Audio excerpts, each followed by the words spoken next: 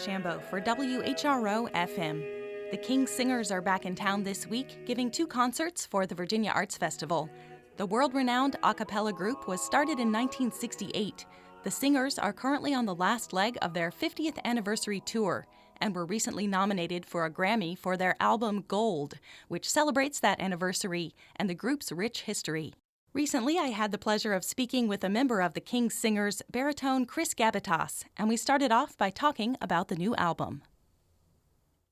What we wanted to do really was to highlight the variety of what the King's Singers have always performed on stage, which came about as part of an accident because the original 6 members back in the 60s only had a very limited amount of repertoire which they could use either from the music library in King's College in Cambridge, which worked for their 6 voices, or from folk song arrangements that they'd been singing around the city of Cambridge to earn extra money and just to practice their singing and spread music. And so they had to put lots of variety of pieces together to form up a 2-hour concert program because they didn't have enough of one particular style. And they hit upon a winning formula without really meaning to, because people loved the idea of such variety. And the group kept this style and signature way of programming as we traveled around the world for the past 5 decades. And so really for the 50th celebration, we wanted to highlight that variety. And so with these 3 CDs, you've got one which is sacred music from throughout the ages, from the Renaissance to the present day. One which is secular music, which might be folk songs or part songs or madrigals, again from across the ages. And then the 3rd disc, which is what we call close harmony. And close harmony is really a term that was coined by the group. These days, you might call it vocal jazz, I suppose. But back in the 60s, it was the idea of taking pop songs from the Beatles, from the Beach Boys, and the other prevailing top acts of the day. And we continue to do this to the present day, and producing sort of a cappella pop music. And the King's Singers were the first group really to do that. So we wanted to honor all of these different styles and traditions, and we've released it as a compendium for our anniversary.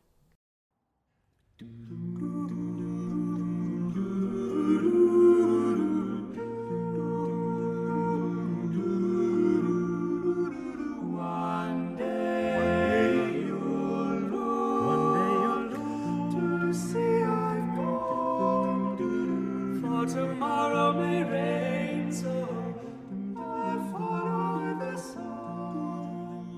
So what will the audience be hearing in your concerts this week? It's mostly Christmas music because, it is the season. Sure. But spattered with a couple of commissions which were written for us and for our 50th birthday.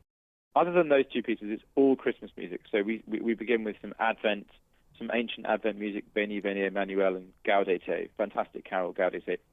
We move through some more modern carols, such as Carol of the Bells, and we have a carol which was written for us by John Rutter, who's another incredible heavyweight choral composer. And the second half is all Christmas close harmony. So it's lots of American songbook, jazz standards, Rat Pack, Christmas music, Santa Claus is coming to town, sleigh ride, that kind of thing. So there's something for everybody. Just hear those sleigh bells jingling, ring ting ting-a-ling too. Come on, it's lovely weather for a sleigh ride together with you. Outside the snow is falling. When did you start singing, and how long have you been in the King's Singers? What path kind of led you to that group? I've been singing since I was 8 professionally, when I joined as a boy chorister in one of our many cathedrals in England.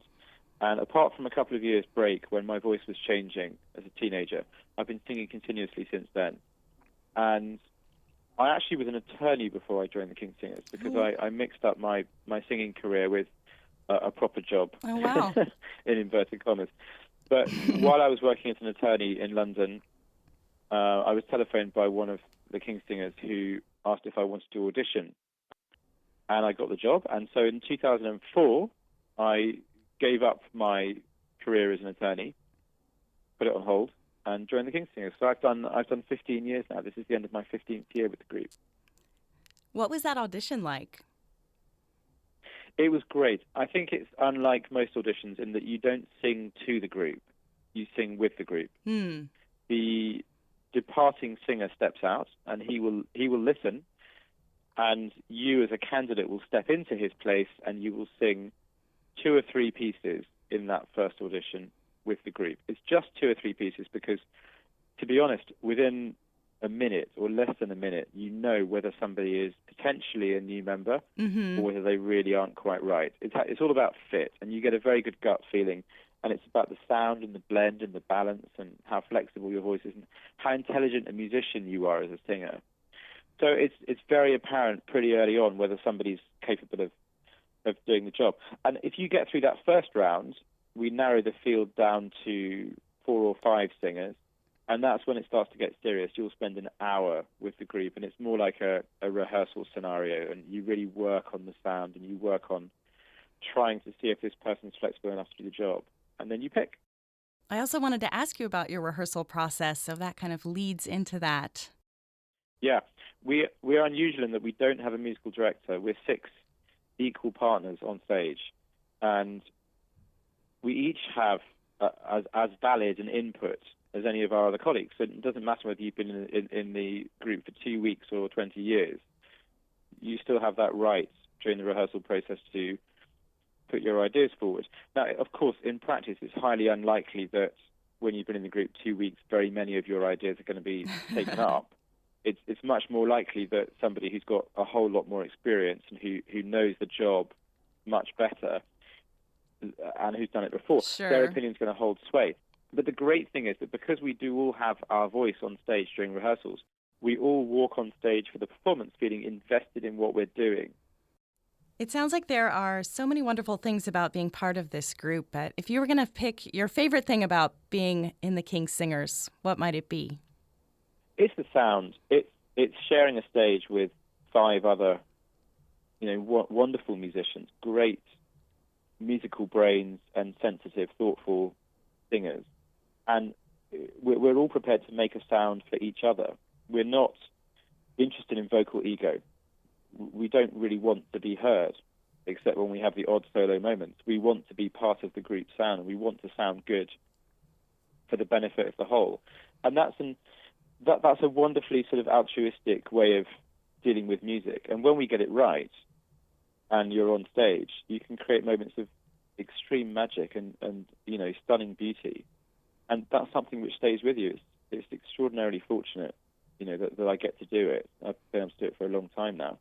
And I'm leaving the end of this week, actually. It's my last week in the King's Singers. Oh, really? And I'm going to take incredible memories with me of the sound, what it feels like to stand in the middle of that sound.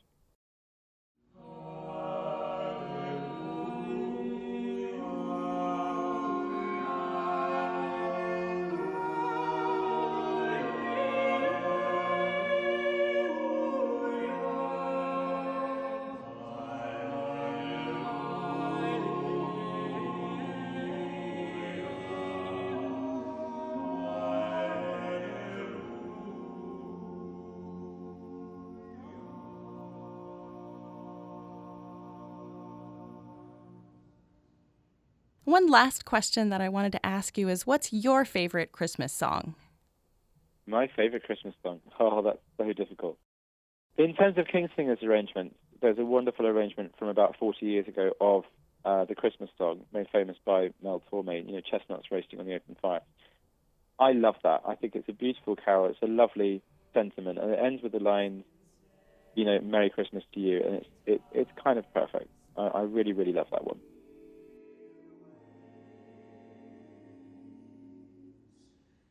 Merry Christmas, Merry Christmas,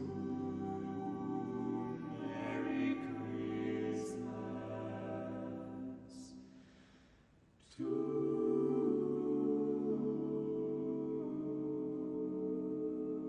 you. We're very much looking forward to returning to Virginia. We always enjoy coming, especially at Christmas time, and we're looking forward to the warmth of the audiences and to meeting as many of you as possible after the concert, where, of course, we'll be signing CDs and programs and books and wishing you a Merry Christmas. Es ist ein Rosenstrom, aus